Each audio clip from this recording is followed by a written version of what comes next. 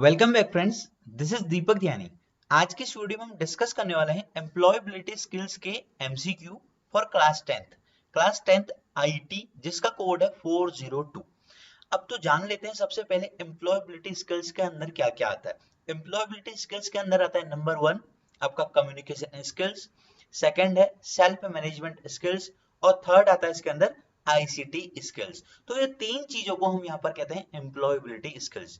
जो इसका वेटेज है आपका टर्म 1 में क्लास 10th के लिए 5 मार्क्स का है। तो 5 मार्क्स भी आपके लिए बहुत इंपॉर्टेंट है। 25 का है टोटल, 5 मार्क्स का आपका एम्प्लॉयबिलिटी स्किल्स है। तो 50 एमसीक्यू है, डेफिनेटली आपको बहुत ज्यादा हेल्प करेंगे। अगर आपको इसका पीडीएफ का लिंक चाहिए तो आप हमारे टेलीग्राम चैनल में जुड़ सकते हैं। डिस्क्रिप्शन में आपको लिंक मिल जाएगा और आंसर की भी वहां पर आपको मिल जाएगी। तो स्टार्ट करते हैं विदाउट समय को वेस्ट किए हुए। तो फर्स्ट क्वेश्चन है, where do we use the skills of writing. ठीक है, कहाँ देखते हैं skills of writing? Writing letters, writing reports, writing thesis, all of these. तो इसका जो आंसर होगा ऑल ऑफ दीज होगा। Next, second, which is not the type of sentence on the basis of structure। कौन सा टाइप का sentence, कौन सा सेंटेंस का टाइप नहीं है? कह रहा है compound sentence, exclamatory sentence, simple sentence, complex sentence. तो इसमें एक्सक्लेमेटरी सेंटेंस नहीं होता है, तो B is the right answer. Third question है, dash are words that express sudden feeling और इमोशंस। जैसे सडन फीलिंग, जैसे आपको दर्द हुआ या चोट लग गई या कोई खुशी हुई, तो इसके लिए क्या यूज करते हैं? Interjection, preposition, adverb, concrete noun. तो इसके लिए यूज होता है इंटरजेक्शन। ठीक है, A is the right answer. Fourth question, how many minimum sentence are there in basic paragraph? तो 3, 8, 5, 10। तो इसमें C is the right answer, 5। Fifth है, communication is an art of conveying message through mutually understanding. तो पहला है A science, B है symbols, rules और D है ऑल ऑफ द अबव। तो इसका आंसर होगा D, all of the above. Sixth question, feedback results into effective. ठीक है, लिसनिंग, टॉकिंग, वॉकिंग, मेकिंग। तो इसका आंसर होगा listening, A. Seventh question, one must avoid giving dash comments in feedback: A negative, B personal, C positive, D formal। तो इसका answer होगा B personal। Eighth question, dash feedback suggest a need for change in the mode of communication: negative, specific, non specific और none of these है। तो इसका answer होगा A negative। Ninth question, which of the following component complete the communication cycle. ये कह रहा है आपकी कम्युनिकेशन साइकिल को कंप्लीट कौन करता है? इनकोडिंग, चैनल, डिकोडिंग या फीडबैक। तो D is the right answer, feedback. Tenth question, dash feedback gives a vague response to the receiver. A है ओरल, बी है रिटर्न, तो यहाँ पर स्पेलिंग थोड़ी सा गलत टाइप हो गई है, रिटर्न, सी है स्पेसिफिक और डी है नॉन स्पेसिफिक। तो इसका आंसर होगा non specific. 11th question, which of the following things may make the entire process of communication fertile: noise and distraction, wrong interpretation of message and faulty channel medium, C है both first and second और D है none of the above। तो 11th का जो answer होगा C होगा first and second. 12th question, which of the following is an example of psychological barrier of communication? तो A है foreign language, B है stress and anxiety, तो इसका आंसर होगा stress and anxiety। 13 question, oral communication is a two-way communication with a higher scope for dash। A है argument, B है clarification, C है time consuming और D है none of these। तो इसका आंसर होगा क्लेरिफिकेशन, बी। 14 क्वेश्चन है, विच of the following statement is true about communication. कौन सा स्टेटमेंट सही कह रहा है कम्युनिकेशन के बारे में? 50% of our communication is non verbal, क्या कह रहा है कि 50% कम्युनिकेशन क्या हमारी नॉन वर्बल है। बी है 20% communication has done using body movement, face, arms, etc। और सी है 5% communication is done using voice, tone, pauses, etc। D है 7% communication is done using words. तो D is the right answer. अगला है 15, the oral communication is influenced by the pitch, volume, speech and clarity of speaking. और D है all of the above. तो D is the right answer, all of the above. 16 question, what are the types of words we should use for verbal communication? Verbal communication में कौन किस type के शब्द use करने चाहिए? तो इसका बी आंसर होगा, सिंपल वर्ड का यूज करना चाहिए। 17 question, which of these is not an appropriate non-verbal communication at work? पहला है ए, keeping hands in pockets while talking, talking at moderate speed, sitting straight, tilting head at bit to listen। तो A is the right answer, keeping hands in pockets while talking। 18 question, in dash communication spoken words are used? A है oral, B है visual, C है written और D है all of these। तो A is the right answer। In which of the following communication do we not use words? कहाँ हम words का use नहीं करते हैं? ये तो आसान ही है, नॉन वर्बल कम्युनिकेशन में हम शब्दों का यूज नहीं करते हैं। 20 question, to be a more effective communicator, which of the following must be focused on? Audience, content, body language, all of these। तो इसका आंसर होगा all of these। सारी चीजें जरूरी हैं, ऑडियंस भी जरूरी है, कंटेंट भी जरूरी है, बॉडी लैंग्वेज भी जरूरी है, ऑल ऑफ दीज इसका आंसर। 1 आपकी स्क्रीन पर, excessive use of dash has hindered our verbal skills and emotional intelligence. तो पहला है relaxation techniques, logical statements, electronic communications, open discussion. तो C is the right answer. 22, which of these are ways to overcome communication barriers respecting each other's differences? B है using translator, C है not communicating at all और D है both first and second।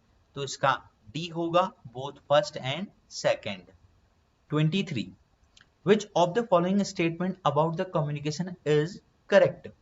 To study of communication is imperative. It is one of the most crucial systems. Developing communication skills can benefit us in all aspect of life. D all of the above। तो D होगा all of the above, ये सारे जरूरी हैं।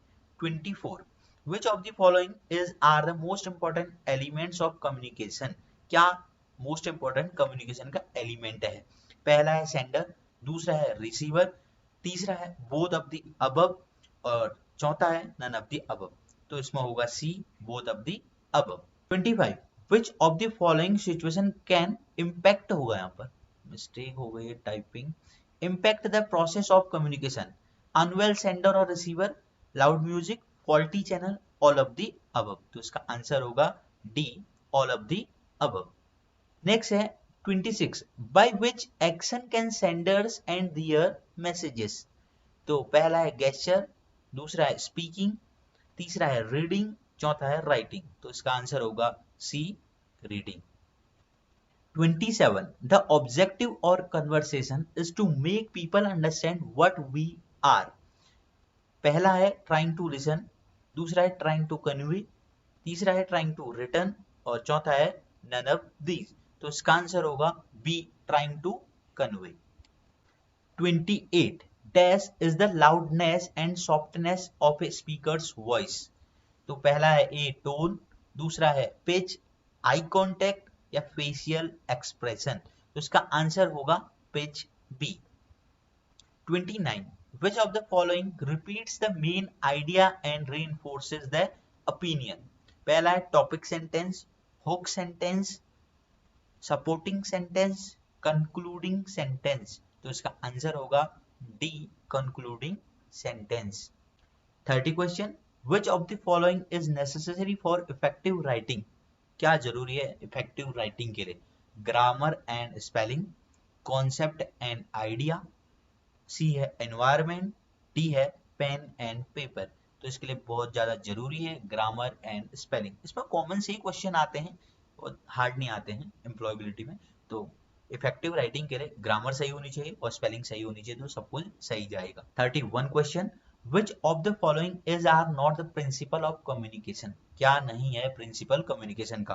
पहला है comparison, दूसरा है क्लैरिटी, तीसरा है कंप्लीटनेस और डी है नन ऑफ दीज। तो ये तो बहुत आसान है, कंपैरिजन कोई भी प्रिंसिपल नहीं है कम्युनिकेशन का। 32, which of the following may help in getting accuracy in written communication? Use of simple language, precision, pre-feeding and editing, all of the above। तो इसका आंसर होगा D, all of the above। 33, dash communication is simple sentence help the reader to understand better। पहला है ए soft, B है simple, सी है clear, D है loud. तो इसका आंसर होगा सी, क्लियर होनी चाहिए। The main function of communication is to dash people, inform, educate, entertain, all of these. तो इसका आंसर होगा D, all of these. 35, communication is an exchange of dash two और more persons, fact, ideas, opinion और emotion, all of these. तो इसका answer होगा all of these. तो ये सारे एक्सचेंज में ही आते हैं कम्युनिकेशन के, फैक्ट हो सकता है, आइडिया हो सकता है, ओपिनियन हो सकता है, ऑल ऑफ दीज सही आंसर होगा। 36, which is most tool for communication, communication channel, language, sender या रिसीवर। तो इसका आंसर होगा बी, लैंग्वेज, भाषा। 37, which of the following is the most common barrier to communication? Psychological state of a person, B है language, C है perception, D है technology। तो इसका आंसर होगा language। 38, which of the following things may make the entire process of communication faulty? ठीक है, तो देख लेते हैं। noise and distraction, wrong interpretation of the message and faulty channel, both A and B, और डी है none of the above. तो इसका होगा both A and B. 39 question, which of the following act as a physical barrier to communication? A है loud music, B है huge gathering in small area, C है both of the above, D है none of these. तो इसका answer जो होगा both of the above होगा, loud music और huge gathering in small area. 40 question, how many types of user interfaces are there? दो type के होते हैं, CUI, GUI। CUI की फुल फॉर्म होती है कैरेक्टर यूजर इंटरफेस, और GUI की होती है ग्राफिकल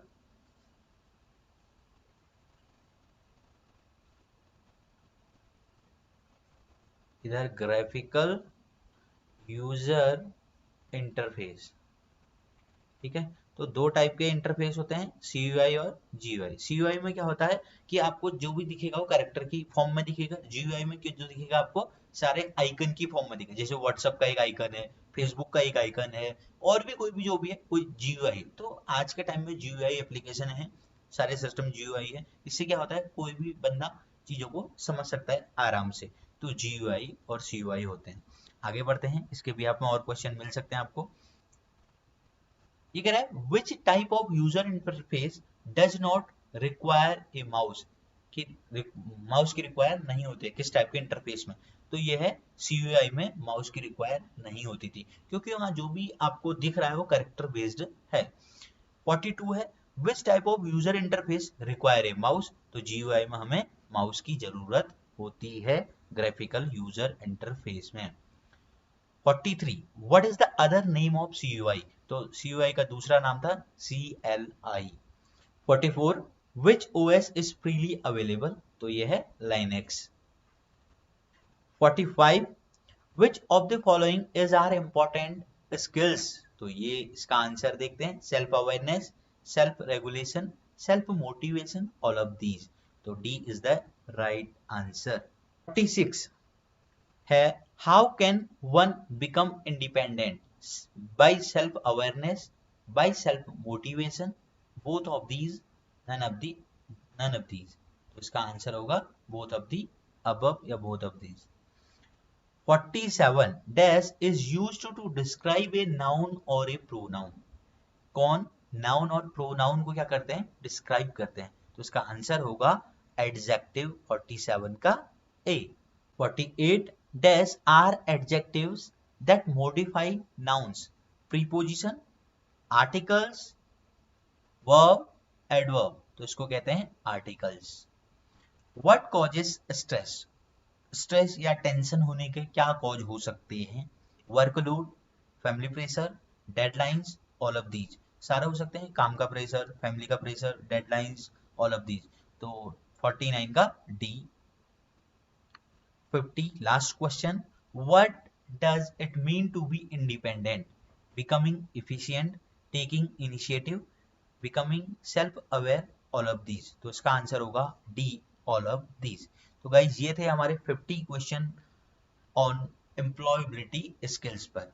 अगर आपको कोई दिक्कत है तो आप कमेंट करके पूछ सकते हैं, और आपको इसका पीडीएफ चाहिए तो आप टेलीग्राम चैनल में जुड़ सकते हैं, वहां से आपको आंसर की और आपको पीडीएफ मिल जाएगा।